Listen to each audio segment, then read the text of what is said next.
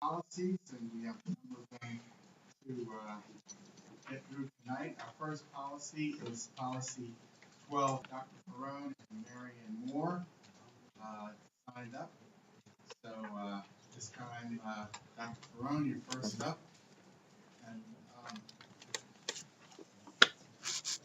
Mr. Chairman, do you want me to be the last one?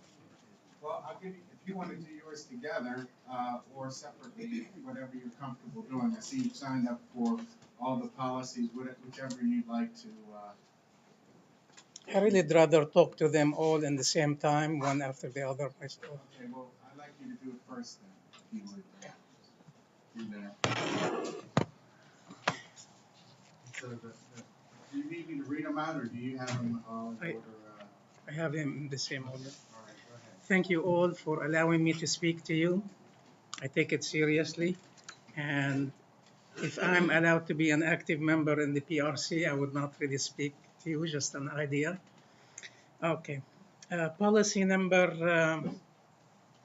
1280 about, excuse me, about community relations.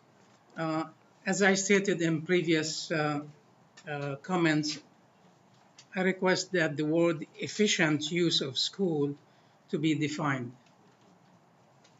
In the second item under IB or 1B,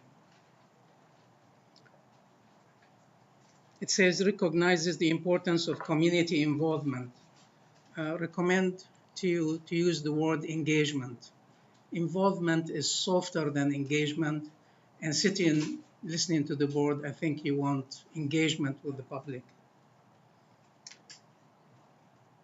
And the last but not really least, no, I think that's all about it. Thank you.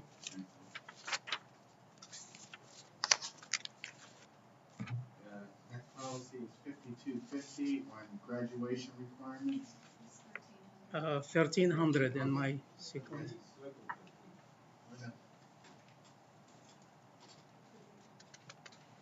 1300? Yes, 13. Okay. So policy 1300 about community relations in the school of facilities, the use of facilities of the school. Under philosophy, number 1, item A, my recommendation is to allow the use of school facilities for commercial or business reasons and to generate revenue from that in the form of fees.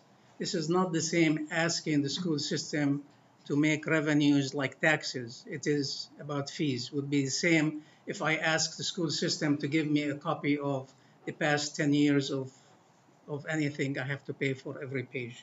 And I think that would be towards a good use for the school system.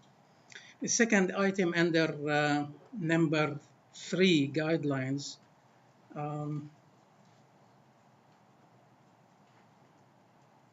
if those who use the facilities cause damage, then I think there needs to be in the policy an implication to how much money they would pay. And that would be used towards not only the repairs. I think just leaving it not unduly damaged is just really vague. So to one would be meaning something and to another means something else. And the last one that I have a question about, I really couldn't understand, it might be because I'm born somewhere else, is item B, school facilities for community purposes be viewed as a mechanism for keeping the school open. I'm not really sure exactly what that means, you know. So,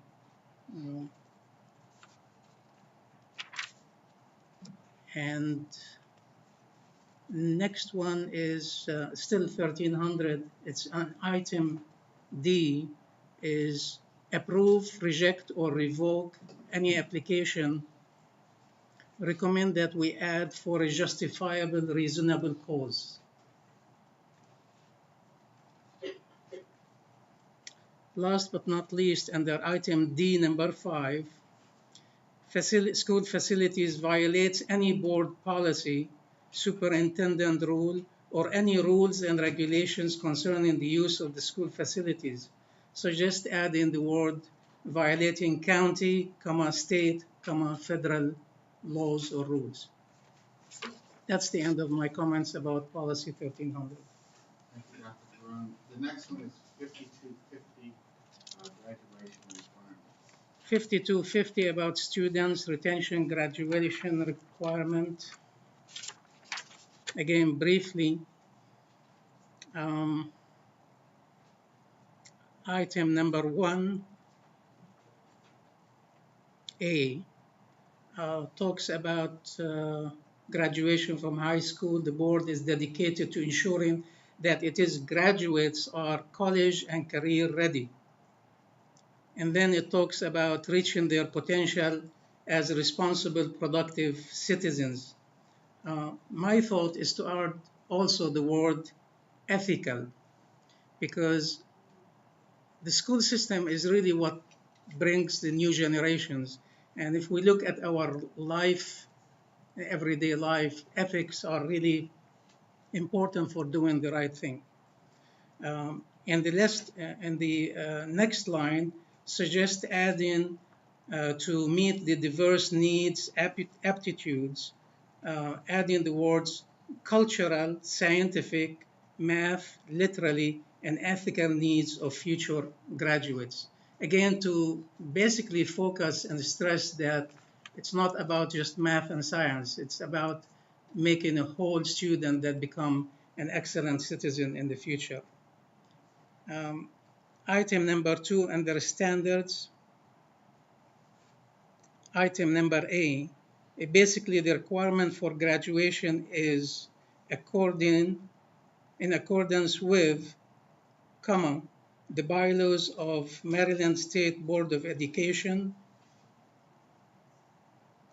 Suggest adding or higher. In essence, we follow the standards by MSDE, but we can go higher than that. And I also recommend the Department of Education also rules, because basically it's not really MSDE, but also what the federal level is directing the old school systems to ascend to or improve to.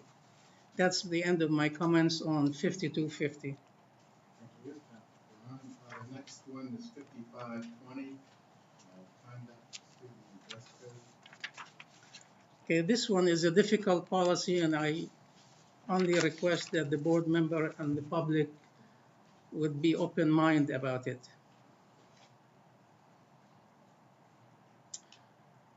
In that policy about the dress code, number 1, it talks about the board believes that the dress and appearance should not interfere with any aspect of educational process.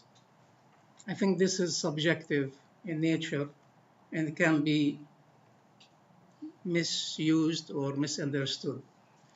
My comment about the dress of our students, including my kids when they went to school, that private schools, I really think, is better dealing with that issue than public schools. I think being conservative in the dress is important for raising a generation that know how to behave when they go to college. And it is not blaming the victim, it is really teaching the victims that being conservative in the dress would go a way positive in preventing problems in the future when they go to college, and would prevent also distractions in the school system. That's the end of my comment about the dress code. The next policy is 5561. I have 5530. Right.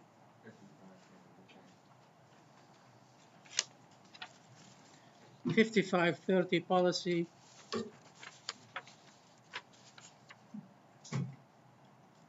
is about tobacco. And my request is for the board to consider in that policy to declare that all Baltimore County public school campuses to be tobacco-free, alcohol-free, drug-free. And that, of course, will include electronic cigarettes and so forth. I think just really focusing on tobacco is not really enough. There are far more problems with alcohol than tobacco, although if you add both of them, it would be even more serious health-wise. And of course, if you add the uh, drugs to it, it's even more serious. The item under standards, and I may be wrong about that, basically talk about the students only. And I wonder if there is any separate policy for employees. I think the same thing should be for employees too. The school system needs to have signs like we see in commercial buildings, government buildings, hospitals, that on the door BCPS is drug-free, tobacco-free, etc. And last but not least, it's about money. We always need money. Those who violate that policy needs to know that they would be cited and they have to pay fines for that. And that fine will go towards some educational programs, will go for something really positive, just like police stopping a driver and giving a citation, having to pay the money for it. That's the end of my comments about 5530. The next one is 5561, and school use of reportable offenses. This policy, Mr. Chair, board members, my concern about it is that there might be abuse of the use of reportable offense. So my thought about that is that if a student is arrested and that have been reported and used against the student, still the student is innocent until proven otherwise. So to me, it really starts that process that sometimes often described as a pipeline between the school system and prisons for certain segments of society. Um, so my thought about that is that the policy needs to affirm that even a person is arrested, that that person is um, innocent until proven otherwise. And rehabilitation might be a better issue than making that reportable offense against the student. I know we don't have enough counselors in the school system, and I take this opportunity to focus on counseling rather than on the legal aspect of the arrest of the students, because it really does change their life, for a very, very long time. That's the end of my comment on 5561. And the last one is the gifted and talented 6401 policy. 6401, Mr. Chairman and board members. Yes, please. We can hear discussion, obviously it's the board's pleasure. I would strongly recommend if there are numerous persons who want to speak on 64, when they submit their concerns in writing, because that policy, as the superintendent has indicated, is definitely coming back to PRC.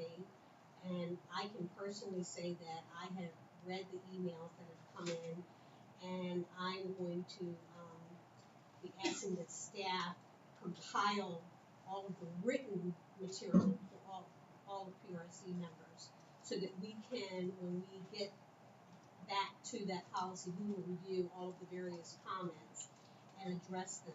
I just don't, I don't want it to be piecemeal with different conversations. I'd rather have them in writing and before PRC, so that, all of the concerns are in fact considered.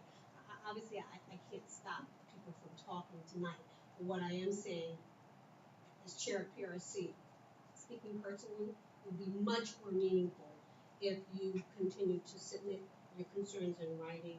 And as I said, I'm going to be asking Michelle, you, Debbie, if you will make sure that PRC has a complete composite of all of the written emails that have come in concerning these matters. I agree with you. And I really intended to do that. However, with my work and I understand. I have the email. It just I didn't go understand. through. So in this policy 6401, students, and item A on top of the page, students, regardless of their race, comma, ethnicity, comma, gender, comma, socioeconomic status, geographical location, language, disability. I recommend that we add religious belief and sexual orientation. Religious belief is obviously why I asked for that. Sexual orientation with LGBT community, many businesses are coming forward and addressing that head on and adding it. Um, and one last word about the policy, and I'll wrap it really quick about the name. I really like the name academic, advanced academics, because with the gifted and talented name, I think every student, no matter what disability or smartness they have, they are gifted and talented in a way. Um, among my three sons, um, one of them is really gifted and talented in music and have difficulty with emotions, difficulty with things that you can't really feel. A person can be gifted and talented in literature, but not really in science and math. So the name, I think, is really a modern name. It's applicable for today, and I hope that you would adopt that. Thank you very much. Thank you, Dr. Pharoan. Ms. Moore, I know you've signed up for 5 of the policies. Would you like to do them more individually or together? Well, I've matured over the past couple of months, and I think that I would like to do it individually to consider the time of the speakers tonight. Okay, thank you. First policy, thank you.